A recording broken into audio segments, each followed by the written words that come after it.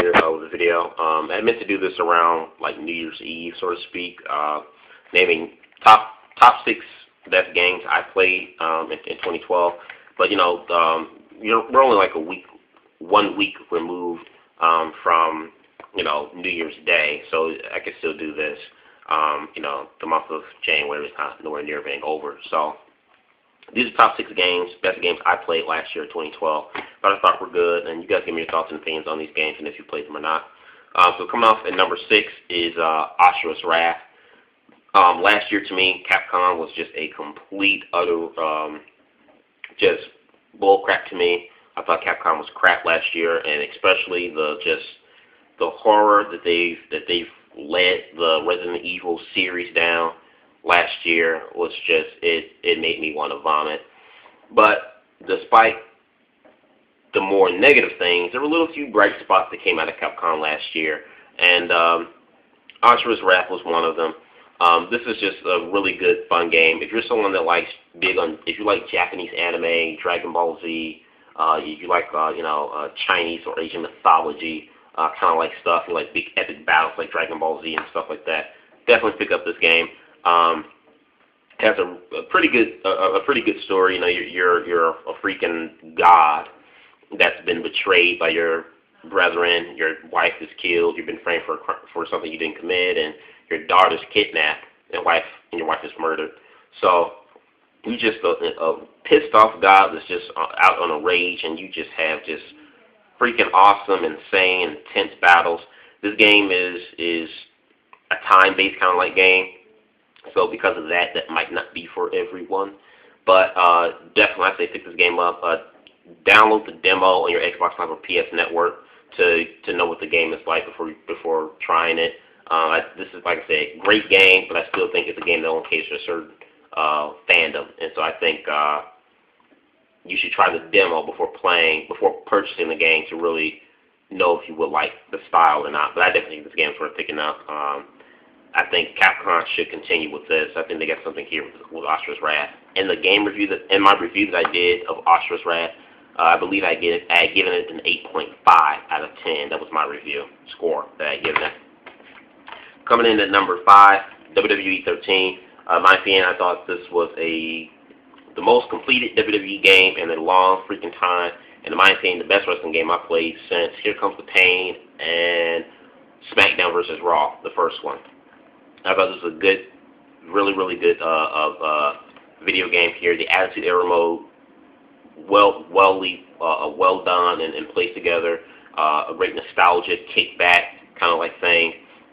They even had it where they even brought back some pretty old matches too. They brought back the I Quit match, which is fun to play. I'm like, oh, thank God they brought this back. They brought back the I Quit match. They even have a feature where you can like make your own belts, kind of like. Not like create them like in 2008, but take pre-existing belts and you can just change the colors to them. So if you want to do like the Ultimate Warrior Winged Eagle belt with the baby blue strap, you can do that. But also with that, you can also even change the names of the title belts. So if you wanted to make a WWE TV title, which has never been done before, made before, you can actually place the words and what you want the ring announcer to say, and he'll actually call out WWE TV Champion. I mean, just freaking sick. Really great game. I recommend picking this up. In the review that I did, I think I gave this an 8.25 out of 10. I think I gave this an 8.25 out of 10. But check this out. Coming in at number 4 is Transformers Fall of Cybertron. This is the sequel to War for Cybertron. High Moon Studios did a great job with War for Cybertron, but they took a good Transformers game and they blew it out of the park with the sequel here. If you're a fan of just Transformers, if you're a fan of solely just the G1 series of Transformers, if you're a fan of the Michael Bay Transformers films, which is a heated discussion where Transformers fans and movie buffs kind of like go their separate ways on. This is a great game. The voices of Optimus Prime and Megatron, I keep forgetting these guys' names, who lend their voices to their characters in the movies and also in the original G1 series, lend their voices to their video game counterparts here. Great game, great story. I think the review that I did of this did I do a review on this game? I don't think I did. But anyway, the review I get in on this game was an 8.75 out of 10. Get it. Coming in at number 3 for me is Sleeping Dogs. I freaking love this game. This is another game like Asura's Wrath that I think was unjustly overlooked on the shelves due to, you know, for whatever reason, because we really didn't have a lot of big name title games that came out last year anyway, except Assassin's Creed and Black Ops. But this game to me I felt was really good, really underrated in my opinion. It's like Grand Theft Auto in Hong Kong setting.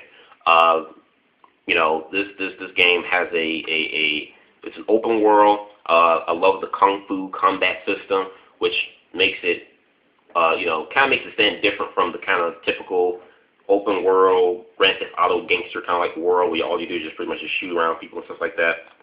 And it's pretty brutal too.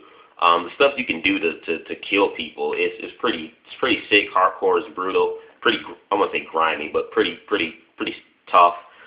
Makes you feel like a badass. And the story, I thought the story here was pretty good. The story, it makes you feel like you're watching the plot and the story of it is like a typical, I'll probably say like B+ movie, gangster cop movie. It's kind of like a lot like that, but still a good story, I think. Worth checking out. The review, the score that I had given this game in the review that I did was an 8.75 out of 10. 8.75 out of 10. So check that out. Coming in at number 2 is Hitman Absolution. This is probably the last game review I did recently for last year. If you're someone who's never played the original Hitman series from the early to mid 2000s, that's okay. You can pick this up and still, like, you know, kick butt or whatever, because this is a reboot to the series. So, you know, if you pick this up, don't worry about being like, oh, I don't understand, it's a big lost gap in the story or something. You're not missing anything. It's a reboot, and my God, I thought this was a good reboot. This is a great game. The difficulty is just, like, you set this on the highest difficulty, and you're going to be on this game for a while. In my opinion, Hitman is one of my favorite assassin games, and to me, it's still one of the best assassin games around, in my opinion.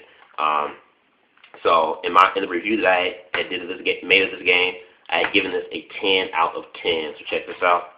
And then last but not least, number 1 for me, Mass Effect 3. You know, despite the ending for this game, I still thought this game was really good. Mass Effect is a game that really gets you emotionally invested into the characters and into the story. I thought this was great. Was the ending, how should I say, a good closure, proper closure to the series? Probably not. I don't think so. But I didn't get my hands up in the twisters like so many other hardcore Mass Effect fans. But I do think they could have done better. But despite that little blotch there in terms of the ending, I thought this was a great game. I absolutely loved it. Surprisingly though, I'll mention this in another vid, but anyway, so yeah, I thought this game was great. And in the review that I did of this early 2012, I did a review, I think I gave it a 9.75 out of 10. That was what I had given Mass Effect 3. So yeah, check these games out, guys. Let me know if you've played some. These games that I mentioned, if you think about checking them out.